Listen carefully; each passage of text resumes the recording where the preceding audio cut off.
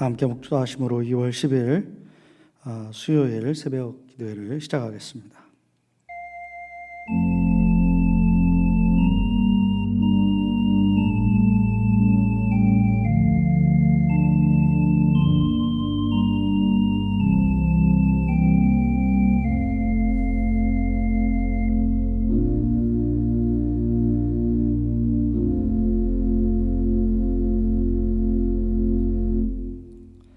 거룩하신 하나님 감사합니다.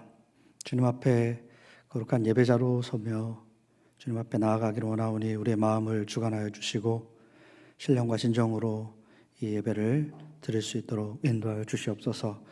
이 어두운 세상에 빛으로 오신 주님, 그리스도요 메시아로 오신 주님을 찬양하며 주님의 뜻을 우리의 삶 가운데 드러내며 주님의 영광을 위해서 오늘 하루 살아갈 수 있도록 인도하여 주시옵소서.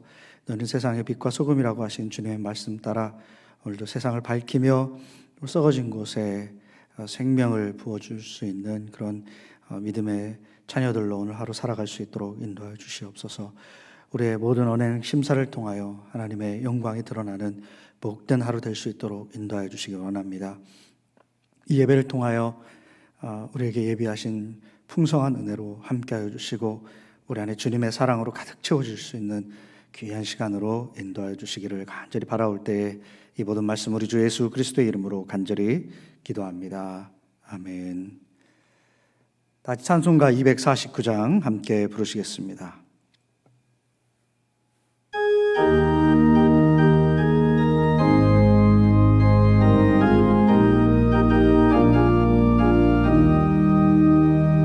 주 사랑하는 자 나 찬송할 때에 그 보좌 앞에 둘러서 그 보좌 앞에 둘러서 큰 영광 돌리세 큰 영광 돌리세 저 밝고도 묘한 시온성 향하여 가세 내 주의 찬란한 성에 찬송하며 올라가세 주 믿지 않는 자 다 찬송 못하나 하나님 자녀 된 자를 하나님 자녀 된 자들 그 기쁨 전하세 그 기쁨 전하세 저 밝고도 묘한 시온성 향하여 가세 내 주의 찬란한 성에 찬송하며 올라가세 저 하늘 황금길 나 올라갈 때에 시온성 언덕 위에서 시온성 언덕 위에서 수많은 천사를 날 인도하리라 저 밝고도 묘한 시온성 향하여 가세 내 주의 찬란한 성에 찬송하며 올라가세 내 눈물 다시고 늘 찬송 부르리 저 임마누엘 주 앞에 저 임마누엘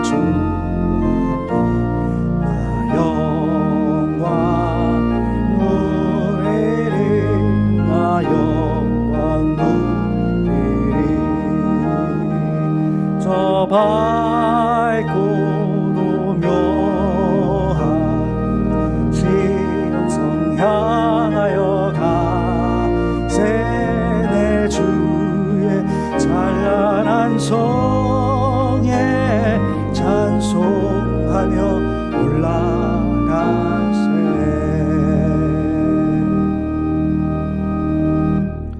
하나님의 말씀 보겠습니다. 이사야서 11장 1절로 10절의 말씀 봉독해 올리겠습니다. 이새의 줄기에서 한 싹이 나며 그 뿌리에서 한 가지가 나서 결실할 것이요 그 위에 여호와의 영 곧 지혜와 총명의 영이요 모략과 재능의 영이요 지식과 여호와를 경외하는 영이 강림하시리니 그가 여호와를 경외함으로 즐거움을 삼을 것이며 그의 눈에 보이는 대로 심판하지 아니하며 그의 귀에 들리는 대로 판단하지 아니하며 공의로 가난한 자를 심판하며 정직으로 세상의 겸손한 자를 판단할 것이며 그의 입에 막대기로 세상을 치며 그의 입술의 기운으로 악인을 죽일 것이며 공의로 그의 허리띠를 삼으며 성실로 그의 몸에 띠를 삼으리라. 그때 이리가 어린 양과 함께 살며 표범이 어린 염소와 함께 누우며 송아지와 어린 사자와 살찐 짐승이 함께 있어 어린아이에게 끌리며 암소와 곰이 함께 먹으며 그것들의 새끼가 함께 엎드리며 사자가 소처럼 풀을 먹을 것이며 젖먹는 아이가 독사의 구멍에서 장난하며 젖된 어린아이가 독사의 굴에 손을 넣을 것이라. 내 거룩한 산 모든 곳에서 해됨이 없고 상함도 없을 것이니 이는 물이 바다 덮음같이 여호와를 아는 지식이 세상에 충만할 것임이니라. 그날에 이새의 뿌리에서 한 싹이 나서 만민의 기치로 설 것이요 열방이 그에게로 돌아오리니 그가 거한 곳이 영화로우리라. 하나님의 말씀입니다. 아담의 죄로 인해서 이 세상에 충만히 유전된 것이 있죠. 바로 죄로 인한 고통, 아픔, 이러한 것들이 유전이 되었습니다. 하나님과 늘 교통하며 살던 그의 하나님이 지으신 사람들, 늘 하나님같이 자유로운 존재였죠. 그렇게 자유를 누리며 살던 사람들이었지만 오히려 하나님과 같이 되려고 하나님의 말씀에 불순종했을 때 죄를 지음으로 말미암아 이 하나님과의 자유로운 교통에서 벗어나게 되었을 때에 인간의 그런 상태는 죄로 신음할 수밖에 없는 고통 가운데 내몰린 존재가 될 수밖에 없었습니다. 그래서 아담 이래로 이 죄의 열매들이 우리에게 유전되고 우리는 계속해서 이 왜곡된 세상에서 아픔과 고통을 경험하면서 살 수밖에 없는 그런 상태가 된 것입니다. 이런 타락한 세계, 왜곡된 세계를 가장 잘 극적으로 보여주는 곳이 있다면 이 동물의 세계가 아닌가라는 생각을 해보게 됩니다.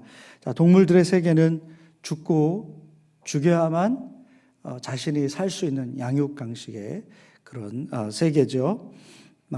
다른 이에게 고통을 주고 그 생명을 취할 때만이 내가 살 수 있는 그런 상태가 된 것입니다. 죽고 죽이는 것뿐만 아니라 서로 공격하고 믿지 못하고 긴장하고 살아가는 동물들 보면은요, 뭔가 음식을 먹을 때 그냥 편안하게 먹는 것이 아니라 음식을 먹으면서도 좌우로 앞뒤로 살피는 그런 긴장감 가운데 서로 신뢰하지 못하는, 언제 누군가 나를 공격할 수 있다라는 그런 불안감에 가득 차서 살아가는 세상이 바로 동물의 세상이죠. 인간들은 다릅니까? 인간들도 마찬가지죠. 자기 자신을 위해서 남을 밟고 올라서는, 서로 아프게 하는, 배신하는, 그렇죠, 고통을 주는 이런 일들이 비일비재합니다. 나를 위해서, 나의 이기적인 안위를 위해서 서로에게 고통을 주는 그런 것들이 너무나 많이 일어나는 이 세상이 된 것입니다. 근데 태초에 하나님께서 지으신 세상은 그런 세상이 아니었죠.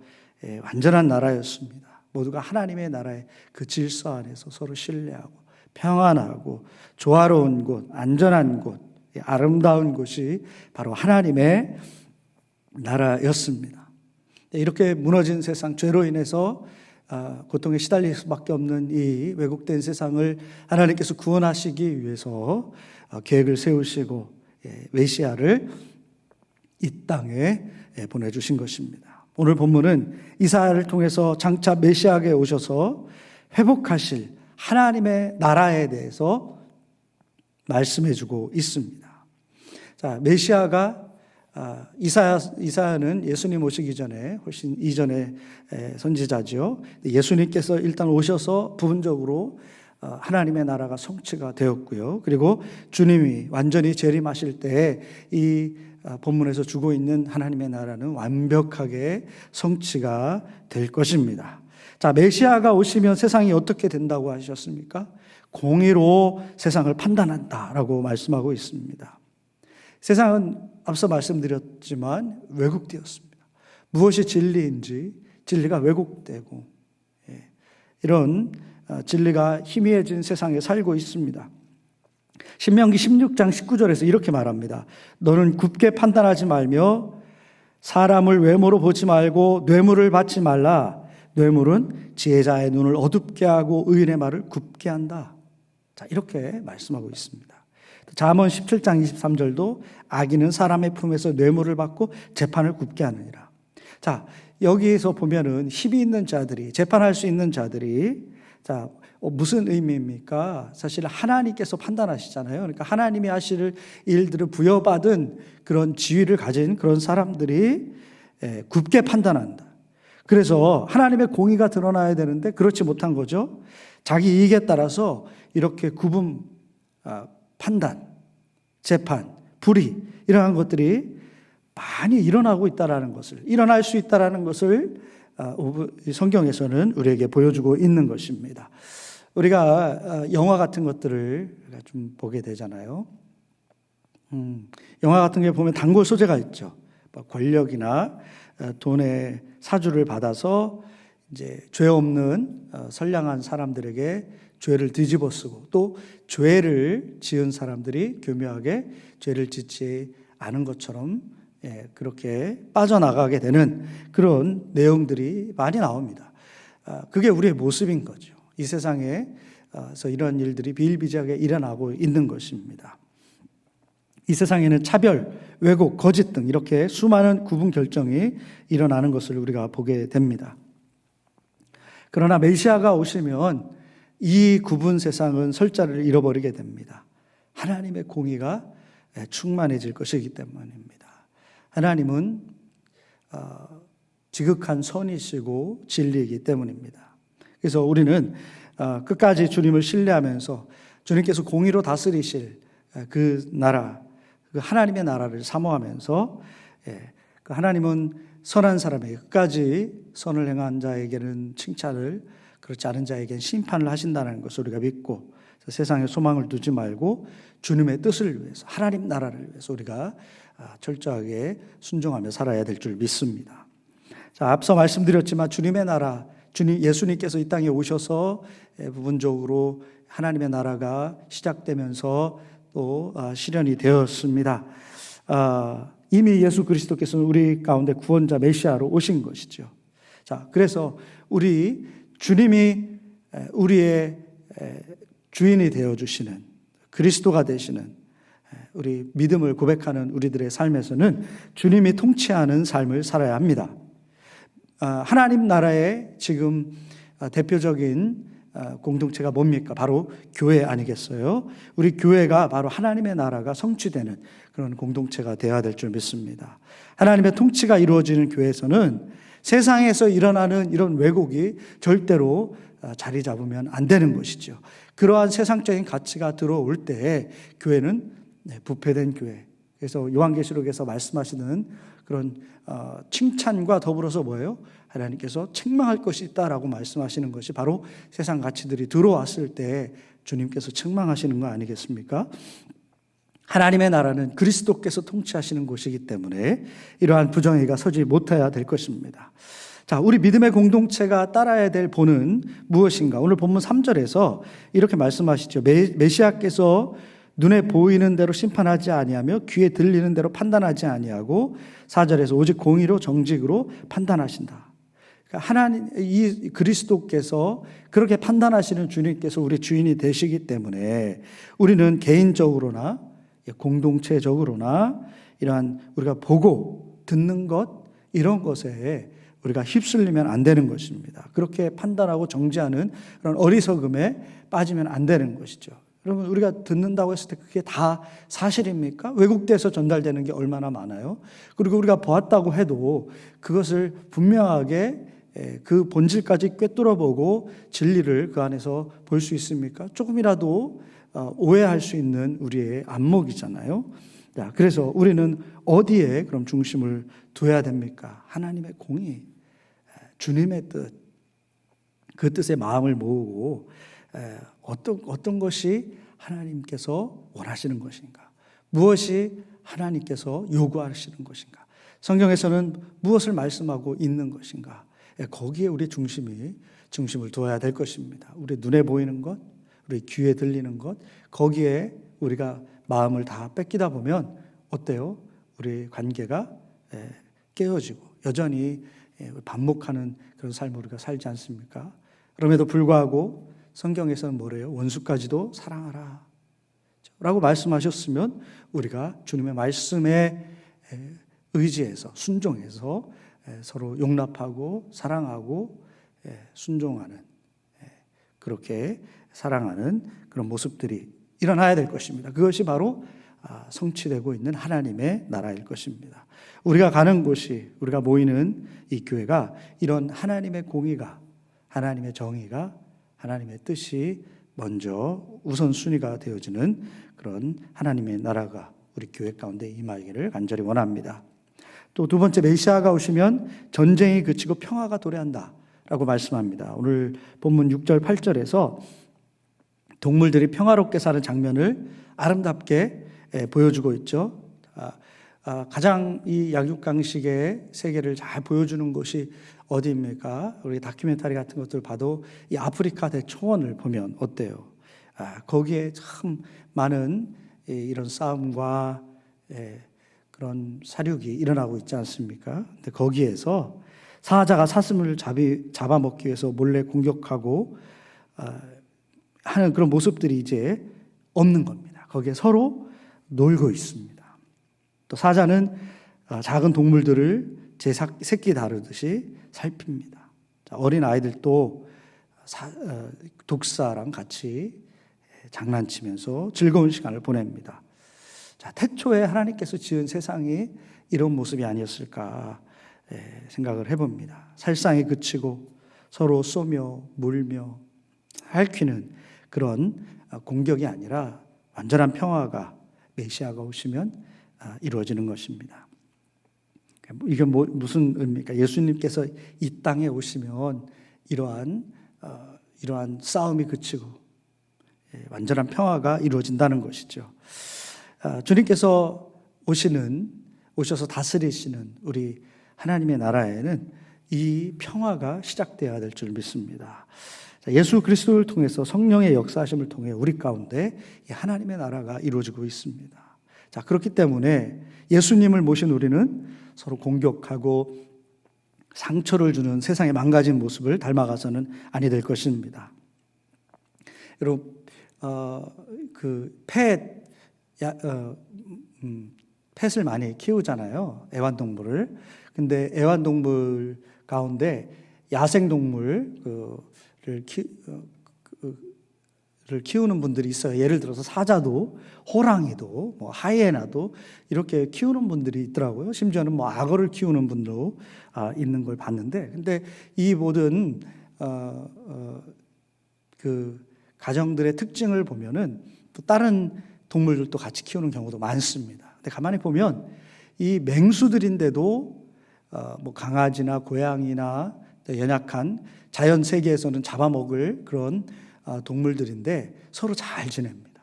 서로 잘 지내고 식구처럼 장난치고 하는 모습이 보여집니다. 왜 그래요? 그들이 이미 한 가족임을 서로 인식하고 하나가 되었기 때문입니다. 바로 하나님의 나라가 바로 이러한 모습이 전 세계적으로 성취가 되는 겁니다. 사자와 어린 양이 함께 뛰놀며 어린 아이가 독사의 굴에 손을 넣고 장난쳐도 물지 않는, 서로 다름이 아닌 갈등이 요인이 되지 않고 오히려 인정하고 하나 되고 서로 풍요롭게 하는 그런 공동체, 평화적 공동체, 가정 공동체가 되는 것입니다. 바로 하나님의 나라는 서로 다름과 이런 서로 공격적인 모습들이 다 사랑으로 녹아내려지고 예수 그리스도를 중심으로 사랑의 공동체가 하나 되는 그런 일이 일어나는 것입니다. 자, 어떻게 여전히 이렇게 슬픔과 고통, 전쟁이 끊이지 않는 이 세상에서 이러한 하나님의 나라를 이룰 수가 있을까요?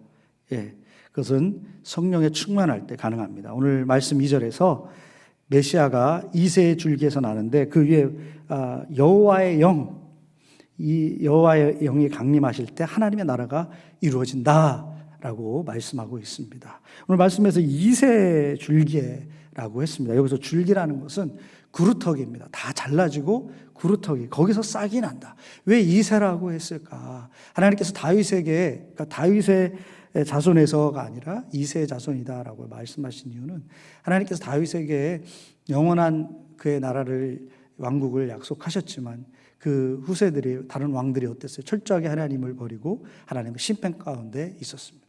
그래서 이새가 다윗이었지 않습니까? 다윗과 같은 위대한 왕을 이 땅에 보내주신다. 그것이 바로 예수 그리스도 메시아임을 나타내는 것입니다. 그렇게 오신 메시아 위에 하나님의 영, 여호와의 영이 충만히 임할 때 하나님의 나라가 이루어진다고 말씀합니다.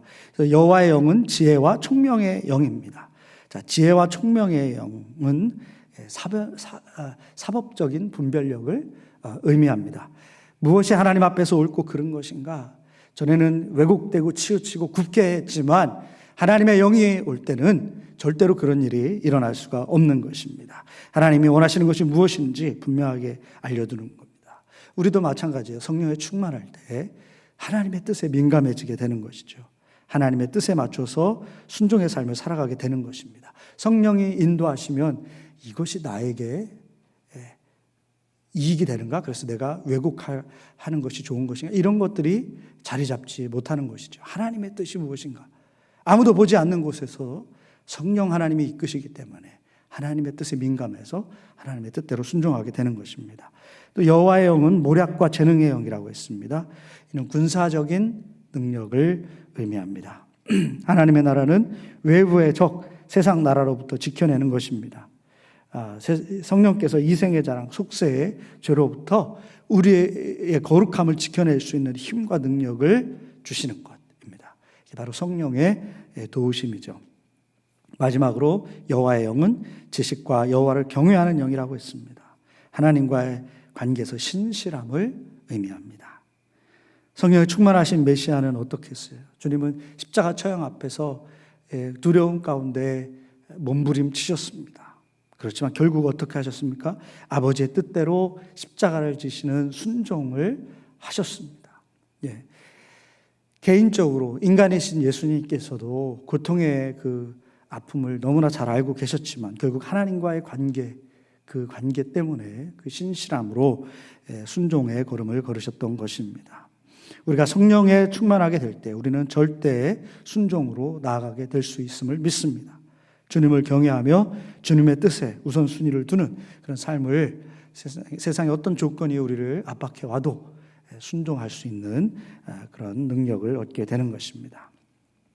여러분, 하나님의 나라는 오직 하나님의 영, 성령의 충만하심 가운데 일어나고 성령께서 통치하시고 또 그리고 그의 백성들이 그 뜻 안에 순종할 때에 성취가 되는 것입니다. 예수의 영, 성령에 의존하지 않을 때에 믿음의 공동체도 얼마든지 왜곡될 수 있습니다. 자신의 의지를 내세우고 서로를 믿지 못하고 서로를 공격하고 그러한 동물의 세계처럼 그렇게 왜곡된 그 모습, 비참한 모습, 그런 공격적인 모습이 우리 안에도 존재할 수밖에 없는 것입니다. 우리 한 사람이 우리 교회가 메시아를 온전히 모시고 하나님의 나라를 이뤄가기 위해서 오늘도 예수 그리스도께 온전히 나아가는 저와 여러분들 되시기를 간절히 원합니다. 성령 충만하심으로 우리 주님이 이끄시는 대로 분별력을 가지고 또 주님이 주시는 힘과 능력으로 오늘도 거룩하게 살아내는 드리는, 그래서 하나님의 나라에서 거하게 되는 저와 여러분들 다 되시기를 우리 주 예수 그리스도의 이름으로 간절히 축원합니다. 우리 함께 말씀을 기억하면서 묵상의 시간을 갖도록 하겠습니다. 나는 하나님의 나라에 온전히 거하고 있는가?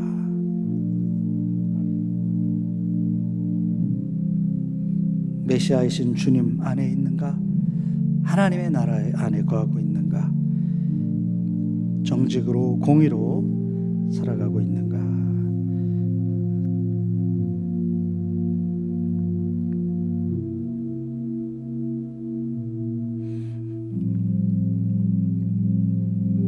죄로 가득한 세상에, 그래서 왜곡되고 고통과 아픔이 만연한 이 세상에 우리를 구원하시고자 메시아로 오신 우리 주 예수 그리스도께 감사와 영광을 올려드립니다. 주님께서 이루시고 계신 하나님의 나라, 그 안에 머물기를 원합니다. 그래서 주님의 영이 통치하시며 하나님의 정의와 하나님의 공의가 흘러넘치는 우리의 삶이요, 우리 믿음의 공동체의 삶이 될 수 있도록 인도하여 주시옵소서. 주님께서 이 땅에 재림주로 오실 그날을 사모하며 그것까지 주님의 거룩한 백성들로 믿음을 지켜나가며 하나님 나라에 거할 수 있도록 우리 한 사람 한 사람 인도하여 주시옵소서. 이제는 우리 주 예수 그리스도의 은혜와 하늘아버지의 놀라우신 사랑과 성령의 감화감동 역사 충만하심이 오늘도 하나님 나라에 거하기로 결단하고 나아가는 우리 성도님들 머리머리 위에 이제부터 영원토록 함께하여 주시기를 간절히 축원하옵나이다. 아멘.